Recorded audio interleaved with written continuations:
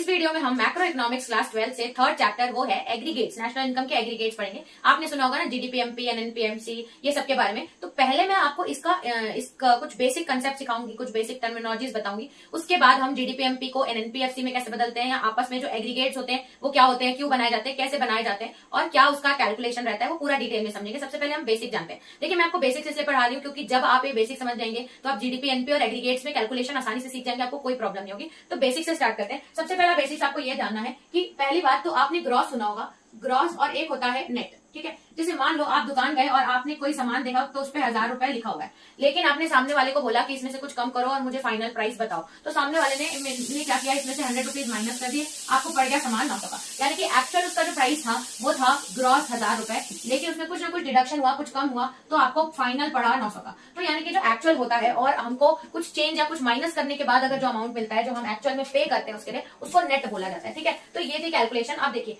हम लोग के इकोनॉमिक्स में ग्रॉस से नेट में जाने के लिए कोई भी चीज अगर उसकी ग्रॉस वैल्यू क्या है, अभी वैल्यू क्या है, फिर जब आप उसको यूज करते हो तो जो डेप्रिसिएशन लगता है उसके कारण उसकी वैल्यू कम हो जाती है। जैसे मशीन है, कुछ भी हम यूज करते हैं, लैंड, मशीनरी, कैपिटल, उसका अगर वैल्यू कम हो रही है तो उसमें से डेप्रिसिएशन माइनस किया जाता है। तो ये याद रखिएगा कि अगर किसी भी चीज को अगर आपको ग्रॉस अमाउंट से नेट अमाउंट में जाना है तो आप क्या करते हैं, माइनस डेप्रिसिएशन करते हैं। ठीक है, ग्रॉस है, आपको नेट प्राइस जानना है, तो जो उसका use normal wear and tear है उसको आप हटा दो तो उसका फाइनल प्राइस पता चल जाएगा। नेट कभी क्वेश्चन में आपको नेट दिया जाता है और बोलता है इसका ग्रॉस प्राइस बताओ, तो देखिए अगर नेट दिया हुआ है और उसका हमको ग्रॉस बताना है तो आया कैसे, नेट डेप्रिसिएशन को माइनस करके। अगर नेट में मैं डेप्रिसिएशन को ऐड कर दूंगी तो वापस से ग्रॉस हो जाएगा। तो याद रखना, जब आपको नेट से ग्रॉस में जाना है तो जो डेप्रिसिएशन है वो अगर आप प्लस कर देंगे, नेट में डेप्रिसिएशन प्लस करेंगे तो वो ग्रॉस हो जाएगा। ये था पहला। ठीक है, अब बात करते हैं, दो कंसेप्ट आपको पढ़ने हैं, एक है आपका नेशनल और एक है आपका अगर पहले डोमेस्टिक लिखते हैं। मान लो अगर हम बात कर रहे हैं डोमेस्टिक से और एक बात कर रहे हैं हम लोग नेशनल की, तो ये याद रखिए, जब भी डोमेस्टिक इनकम रहती है उसमें हम डोमेस्टिक इनकम यानी कि इंडिया में ही जितने goods and services produce consumer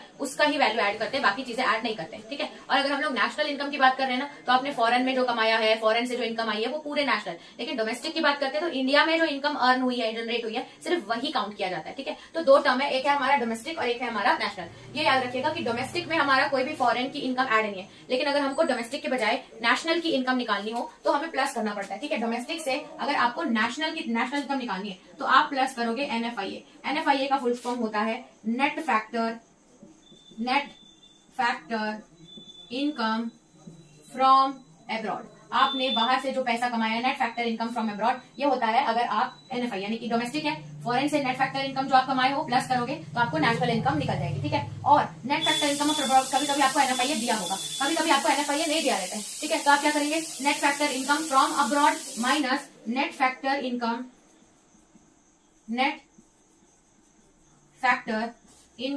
to abroad. कभी कभी टू और फ्रॉम दिया होगा तो आप फ्रॉम में से टू को माइनस कर देंगे तो आपको net factor income from abroad पता चल जाएगा। तो मान लीजिए आपका डोमेस्टिक दिया, डोमेस्टिक से नेशनल में आने के लिए आप प्लस करते हैं एनएफआईए, क्योंकि फैक्टर इनकम फ्रॉम अब्रॉड आई।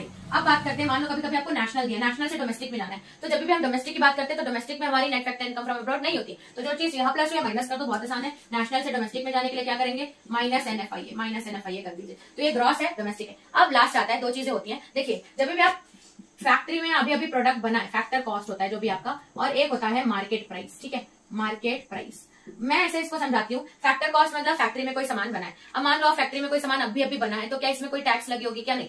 जब आप फैक्ट्री में कोई सामान बनाए, पढ़ाने की टेक्निक है कि फैक्टर कॉस्ट यानी कि फैक्ट्री में वो सामान बन गया है। अब फैक्ट्री में जो सामान बना है उसमें तो कोई टैक्स जुड़ा नहीं है, फिर आप उस सामान को रोड्स या रेलवेज या जो भी चीजें गाड़ियां यूज करके आप उसको लेके जा रहे हैं, तो गवर्नमेंट बोलती है अगर आप रोड्स और ये सब यूज कर रहे हैं तो आपको टैक्स देना पड़ेगा। तो जब हम लोग फैक्टर कॉस्ट से मार्केट में कोई सामान बेचने जाते हैं तो मार्केट में टैक्स प्लस हो जाती है, एनआईटी बोलते हैं, नेट इनडायरेक्ट टैक्सेस, वो आपकी प्लस हो जाती है। तो भाई अगर आपके पास फैक्टर कॉस्ट दिया होगा और अगर आपको मार्केट प्राइस निकालना है तो आप एनआईटी को प्लस करेंगे। एनआईटी मतलब होता है net indirect taxes is equals to NIT. अब कभी क्या होगा, कभी आपको indirect taxes, net indirect taxes NIT नहीं दिया तो आप कैसे निकालेंगे, एनआईटी निकालने का फॉर्मूला होता है इनडायरेक्ट टैक्सेस माइनस सब्सिडीज। ठीक है, एनआईटी निकालने का फॉर्मूला होता है इनडायरेक्ट टैक्सेस माइनस सब्सिडीज। तो अगर फैक्टर कॉस्ट है, फैक्टर कॉस्ट से मार्केट प्राइस में जाते हैं, जैसे ही फैक्ट्री से मार्केट जाता है टैक्स प्लस हो जाता है, तो फैक्टर कॉस्ट से मार्केट प्राइस अगर आपको निकालना है तो टैक्स प्लस कर दिया एनआईटी का फॉर्मूला फुल फॉर्म होता है नेट इनडायरेक्ट टैक्सेस। कभी कभी क्वेश्चन में नेट इनडायरेक्ट टैक्सेस दिया होगा, कभी कभी नहीं दिया होगा। नेट इनडायरेक्ट टैक्सेस नहीं दिया है तो नेट इनडायरेक्ट टैक्सेस निकालने का फॉर्मूला है इनडायरेक्ट टैक्सेस माइनस सब्सिडीज। अब मान लो आप मार्केट प्राइस पे हो लेकिन आपको फैक्टर के कॉस्ट पे जाना है, तो भैया जब आप मार्केट से फैक्टर में जाओगे तो टैक्स हमारा हट जाएगा, टैक्स के तो कोई। तो अगर आप उल्टा जाते हैं, मार्केट प्राइस से फैक्टर कॉस्ट में जा रहे हैं तो यहाँ माइनस एनआईटी होगा। ठीक है, तो ये कुछ कंसेप्ट है जो आपको याद रखने हैं। तीन मैंने आपको बेसिक सिखाए। जब आपको ग्रॉस से नेट में जाना है तो आप माइनस डेप्रिसिएशन करो, नेट से ग्रॉस में जाना है तो प्लस डेप्रिसिएशन करो। ये आगे मैं, अब आप बोलेंगे ये क्यों पढ़ाए, आगे जाके सारी कंसेप्ट यूज हो जाएंगे। आप बस सिर्फ समझ लो अच्छे से क्या कैलकुलेशन, कब प्लस कब माइनस करना है, किसको करना है, वो अच्छे से जान लो। आगे एग्रीगेट कैलकुलेट करने में बहुत मदद करेगा। जैसे मान लो अगर आप डोमेस्टिक में हो, डोमेस्टिक से आपको नेशनल में जाना है तो एनएफआईए प्लस करो। एनएफआईए का फुल फॉर्म होता है net factor income from abroad. कभी कभी एनएफआईए नहीं दिया होगा तो कैसे कैलकुलेट करोगे, net factor income from abroad minus net factor income to abroad, ये दोनों दिया होगा, ठीक है। उसके बाद डोमेस्टिक से नेशनल में जाना है प्लस एनएफआईए, नेशनल से वापस डोमेस्टिक में जाना है तो जो प्लस किए थे वही माइनस कर दो। एक होता है फैक्टर कॉस्ट, एक मार्केट प्राइस। फैक्टर कॉस्ट में कोई भी टैक्स नहीं होती, अभी अभी बन के निकला, फैक्ट्री में ही है तो टैक्स नहीं होगी। फैक्टर कॉस्ट से मार्केट प्राइस में जा रहे हो तो इनडायरेक्ट टैक्सेस प्लस हो जाएगी। अब इनडायरेक्ट टैक्सेस से वापस आपको फैक्टर कॉस्ट में जाने तो जो प्लस किया माइनस कर दो, माइनस इनडायरेक्ट टैक्सेस। एनआईटी का फुल फॉर्म होता है net indirect taxes. Net indirect taxes का फॉर्मूला होता है इनडायरेक्ट टैक्सेस माइनस सब्सिडीज। अब दोनों में से कोई एक नहीं दिया होगा, मान लीजिए इनडायरेक्ट टैक्सेस नहीं दिया है, सब्सिडीज नहीं है, तो दोनों में से कोई एक नहीं दिया है तो हम उसको जीरो मान के चलते हैं, ठीक है। ये कैलकुलेशन का पार्ट है। तो अभी हमने इसका बेसिक समझा, क्या प्लस क्या माइनस करना है। तो चलिए नेक्स्ट वीडियो में चलते हैं और देखते हैं कि एग्रीगेट्स कैसे बनते हैं और कैसे इसका कैलकुलेशन होता है।